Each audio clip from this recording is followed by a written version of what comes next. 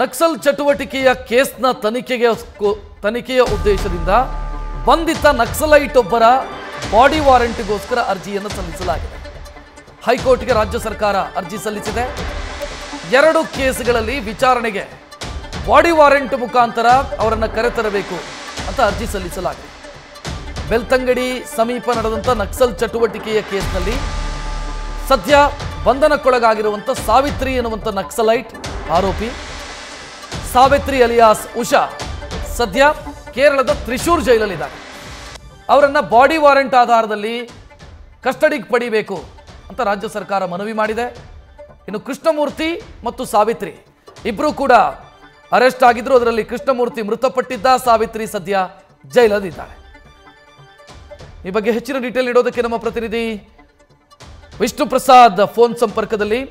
ವಿಷ್ಣು, ಹೆಚ್ಚಿನ ಡೀಟೇಲ್ ಏನು ಕೊಡ್ತೀರಿ ಇದು ಸಂಬಂಧಿಸಿದಂತೆ? ಅಂದ್ರೆ ಯಾವ ಕೇಸಿಗೆ ಇವರನ್ನ ಬಾಡಿ ವಾರೆಂಟ್ ಕೇಳ್ತಾ ಇರೋದು?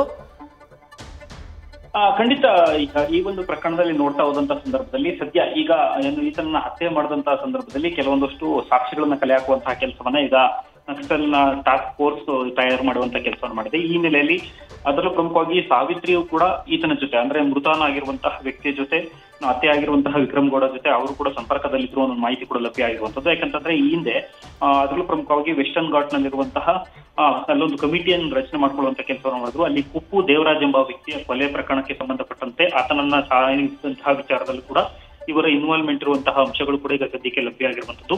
ಈ ಆಧಾರದ ಮೇರೆಗೆ ಜೈಲಿನಲ್ಲಿರುವಂತಹ ಸಾವಿತ್ರಿಯನ್ನ ಈಗ ಬಾಡಿ ವಾರೆಂಟ್ ಮೂಲಕ ಕಸ್ಟಡಿಗೆ ಪಡೆಯೋದಕ್ಕೆ ಈಗ ರಾಜ್ಯ ಸರ್ಕಾರ ಮುಂದಾಗಿದೆ. ಕಾರಣ ಏನಂತಂದ್ರೆ ಈ ಮೂಲಕ ನೋಡೋದಾದ್ರೆ ವಿಕ್ರಮ್ ಗೌಡ ಜೊತೆಗೆ ಸುಮಾರು ಒಟ್ಟು 9 ಮಂದಿ ನಕ್ಸಲರು ಈಗ ತುಂಬಾನೇ ಆಕ್ಟಿವ್ ಆಗಿರುವಂತದ್ದು ಫೈಂಡ್ ಔಟ್ ಆಗಿರುವಂತದ್ದು. ಈ ಮೂಲಕ ಆಕೆ ಸಿಕ್ಕಂತಹ ಸಂದರ್ಭದಲ್ಲಿ ಅಂದ್ರೆ ಸಾವಿತ್ರಿ ಅಲಿಯಾಸ್ ಉಷಾವನ್ನ ತ್ರಿಶೂರ್ ಜೈಲಿನಲ್ಲಿರುವಂತಹ ಆಕೆಯನ್ನ ವಶಕ್ಕೆ ಪಡೆದು ವಿಚಾರಣೆ ನಡೆಸುವಂತಹ ಕೆಲಸಕ್ಕೆ ಮುಂದಾದಂತಹ ಸಂದರ್ಭದಲ್ಲಿ ಆ 8 ಮಂದಿ ಅಂದ್ರೆ ಉಳಿದಿರುವಂತಹ 8 ಮಂದಿ ನಕ್ಸಲರು ಯಾರ್ಯಾರಿದ್ದಾರೆ, ಆಕ್ಟಿವ್ ಆಗಿದ್ದಾರೆ, ಮತ್ತೆ ಜೊತೆಗೆ ಅವರ ಹಿನ್ನೆಲೆ ಏನು, ಅವರಿಗಿರುವಂತಹ ಕಾಂಟ್ಯಾಕ್ಟ್ ಲಿಸ್ಟ್ ಏನು, ಮತ್ತೆ ಅವರಿಗೆ ಆಹಾರ ಧಾನ್ಯವನ್ನು ಯಾರು ಪೂರೈಕೆ ಮಾಡ್ತಾ ಇದ್ರು, ಪರೋಕ್ಷವಾಗಿ ಅವರ ಬೆನ್ನಿಗೆ ನಿಂತಿರುವಂತಹ ವ್ಯಕ್ತಿಗಳು ಯಾರು, ಹೀಗಾಗಿ ಇಷ್ಟು ಡೀಟೇಲ್ಸ್ ಅನ್ನ ಪಡ್ಕೊಳ್ಳುವಂತಹ ಕೆಲಸಕ್ಕೆ ರಾಜ್ಯ ಸರ್ಕಾರ ಮುಂದಾಗ್ತಿರುವಂತದ್ದು. ಈ ಕಾರಣಕ್ಕೋಸ್ಕರ ಕಳಸಾ ಮೂಲದ ಸಾವಿತ್ರಿ ಈ ಹಿಂದೆನೂ ಕೂಡ ಅರೆಸ್ಟ್ ಆಗಿದ್ರು 2021ರಲ್ಲಿ. ಆ ಸಂದರ್ಭದಲ್ಲಿ ಬೆಳ್ತಂಗಡಿ ಪ್ರಕರಣದಲ್ಲಿ ಅವ್ರನ್ನ ಬಂಧಿಸುವಂತಹ ಕೆಲಸವನ್ನ ಚಿಕ್ಕಮಗಳೂರಿನಲ್ಲಿ ಮಾಡಲಾಗಿತ್ತು.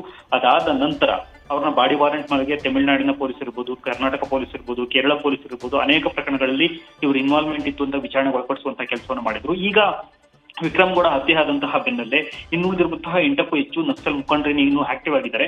ಅವರನ್ನ ಪತ್ತೆ ಹಚ್ಚೋದಕ್ಕೆ ಮತ್ತೆ ಅವರನ್ನ ಸುಳಿವನ್ನು ಪಡೆದುಕೊಳ್ಳುವಂತಹ ಉದ್ದೇಶಕ್ಕೋಸ್ಕರ ಈಗ ಸಾವಿತ್ರಿ ಅವರನ್ನ ಕಸ್ಟಡಿಗೆ ಪಡೆಯೋದಕ್ಕೆ ಅರ್ಜಿಯನ್ನ ಸಲ್ಲಿಕೆಯನ್ನ ರಾಜ್ಯ ಸರ್ಕಾರ ಮಾಡಿದೆ. ಥ್ಯಾಂಕ್ ಯು ವಿಷ್ಣು ಪ್ರಸಾದ್ ಮಾಹಿತಿಗೆ. ಎಎನ್ಎಫ್ ಕಾರ್ಯಾಚರಣೆಯಲ್ಲಿ ಒಂದೆಡೆ ವಿಕ್ರಮ್ ಗೌಡ ಎನ್ಕೌಂಟರ್ಗೆ ಬಲಿಯಾಗಿದ್ದರೆ, ಇನ್ನು ಹಳೆ ಕೇಸ್ಗೆ ಸಂಬಂಧಿಸಿದಂತೆ ನಕ್ಸಲೈಟ್ ಒಬ್ಬರನ್ನ ಬಾಡಿ ವಾರೆಂಟ್ ಮೇಲೆ ಕರೆತರುವುದಕ್ಕೆ ರಾಜ್ಯ ಸರ್ಕಾರ ಅರ್ಜಿಯನ್ನು ಸಲ್ಲಿಸಿದೆ. ಸಾವಿತ್ರಿ ಚಿಕ್ಕಮಗಳೂರು ಜಿಲ್ಲೆಯ ಕಳಸಾ ಮೂಲದ ಸಾವಿತ್ರಿ ತ್ರಿಶೂರಲ್ಲಿರೋದು, ಕೇರಳದ ತ್ರಿಶೂರಲ್ಲಿ ಜೈಲಲ್ಲಿರೋದು. ಬಾಡಿ ವಾರೆಂಟ್ ಮೇಲೆ ಅಂದರೆ ಹಳೆ ಕೇಸಿಗೆ ಸಂಬಂಧಿಸಿದಂತೆ ಇವರ ಇನ್ವಾಲ್ವ್ಮೆಂಟ್ನ ಬಗ್ಗೆ ತನಿಖೆ ಏನಾಗಬೇಕು ಅದಕ್ಕೆ ಸಂಬಂಧಿಸಿದಂತೆ ಕಸ್ಟಡಿಗೆ ಪಡೆಯೋದಕ್ಕೆ ಬಾಡಿ ವಾರೆಂಟ್ ಮೇಲೆ ಕಸ್ಟಡಿಗೆ ಪಡೆಯೋದಕ್ಕೆ ಹೈಕೋರ್ಟ್ಗೆ ಅರ್ಜಿ ಸಲ್ಲಿಸಲಾಗಿದೆ. ಸಾವಿತ್ರಿ ಅನ್ನುವಂಥ ನಕ್ಸಲೈಟ್ ಮತ್ತು ಕೃಷ್ಣಮೂರ್ತಿ ಇಬ್ಬರೂ ಕೂಡ ಅರೆಸ್ಟ್ ಆಗಿದ್ರು. ಸದ್ಯ ಸಾವಿತ್ರಿಯನ್ನ ಬಾಡಿ ವಾರೆಂಟ್ ಮೇಲೆ ಪಡೆಯೋದಕ್ಕೆ ರಾಜ್ಯ ಸರ್ಕಾರ ಅಥವಾ ಪೊಲೀಸ್ ಇಲಾಖೆ ಸಿದ್ಧತೆಯನ್ನು ಮಾಡಿಕೊಳ್ತಾ ಇದೆ. ನ್ಯೂಸ್ ಫಸ್ಟ್ ನಿರ್ಭೀತಿಯಿಂದ ನಿಮ್ಮ ಪರವಾಗಿ.